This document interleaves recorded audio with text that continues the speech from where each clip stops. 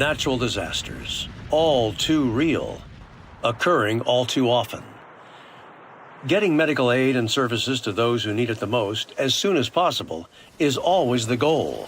LifeWave and its members have done their part, whether providing financial aid to relief agencies or patches for stress, pain, lack of sleep, more energy for victims and relief workers. But can we do more? David Schmidt, our founder, CEO, and inventor of LifeWave's amazing products and other technologies, has always been committed to doing what he can to help those in need, especially during natural disasters. You know, you think about the humanitarian efforts we've done over the last 10, 12, 15 years, really since you started LifeWave. You've always had a heart for whether it's called giving back or helping others or whatever, no matter the country, no matter the situation, these natural disasters that occur.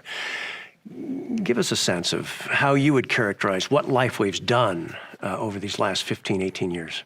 Yeah, Jim, I think it's good to start at the beginning. So when you're starting a company and you're thinking about taking a new technology, getting it off the ground, you're not really thinking about giving back, at that moment. You're focused on setting up your research studies, proving out what you have, setting up the manufacturing, looking at how to market, and you get really caught up in that and driving the market. And then all of a sudden, you find yourself in the position that we were in. Our first month of sales in business, we did $500,000 in sales. And our first year, we did $17 million in sales. So that was an extraordinary success out of the gate. And then what happened at the beginning of all this is that we did a conference in Las Vegas. And it was a hugely successful conference. We had almost 2,000 people there for our very first one.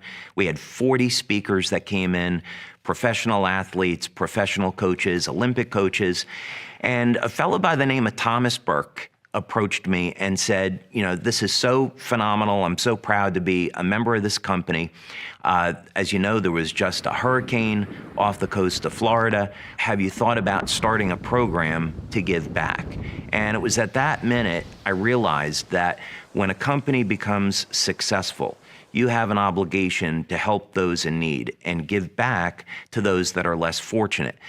So we raised, I think it was $50,000 in relief effort for the Red Cross at that very first event. And that's what kicked off our effort to be in this program of giving back to others. And there always has been member involvement, right? I mean, regionally sometimes, they're the ones pulling LifeWave into the area because they're in the middle of a tragedy, right? The members that we have in our community globally are absolutely extraordinary people. They have always been there to help those in need. So we had a situation in Australia where there were the bushfires and there were LifeWave members that were there to give back and provide financial assistance, patch people, provide medical aid.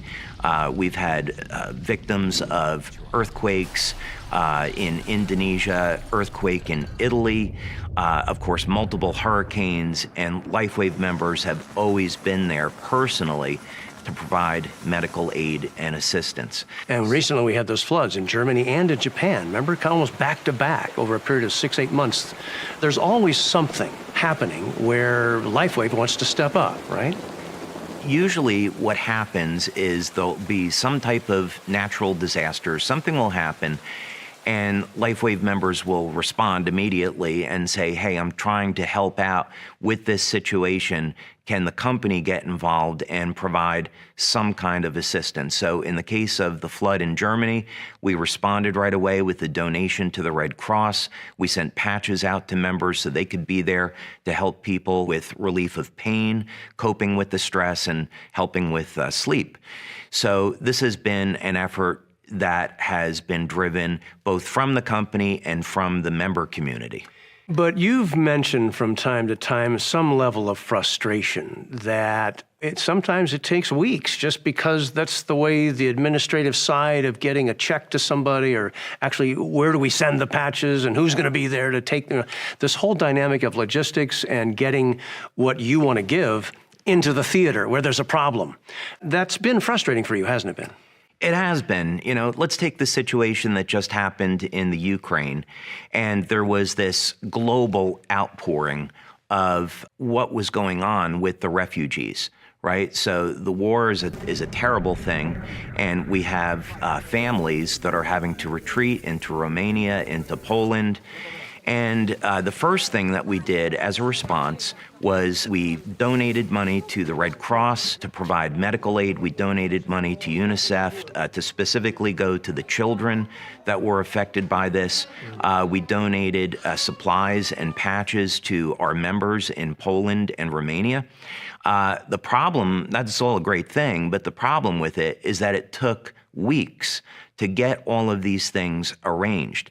And so the frustrating part for me is that these are people that need help now, not in a couple of weeks, they need help now. And so it was these type of incidents where I began to think that I would like to have the capability to provide medical aid, provide relief effort to people within a 24-hour period. And so the question was, how could we do that? Could we apply some things that we do really well, like innovation and product development? Could we put those skills to use and develop a system where we could take matters into our own hand and within 24 hours provide the relief that people need? Well, that's interesting. So you started to apply your technical awareness, your technology awareness, and so how do you begin? Yeah, so actually this began with my son. So like a lot of young men, he was uncertain about the direction that he wanted to go in life.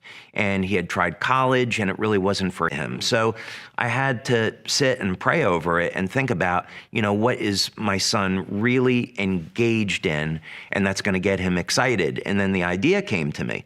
As fate would have it, before LifeWave, I was developing emergency equipment for the Navy. And one of the things that I specialized in was power generation.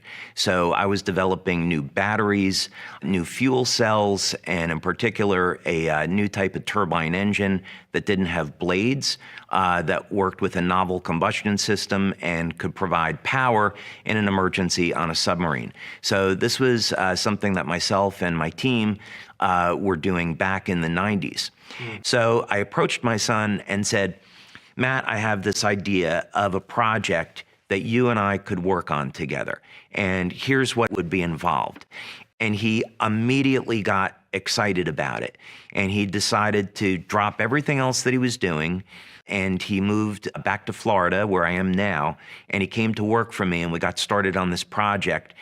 And it started as something that we were going to do as father-son. But then as we began to innovate and develop, it became really obvious to me that we were doing something cutting edge. This was going to be much, much bigger than a simple, project or hobby, and that we could help an enormous number of people if we applied what we were learning and doing to this project. So it started out pretty humble and simple, and it developed into something which I think today is incredibly extraordinary.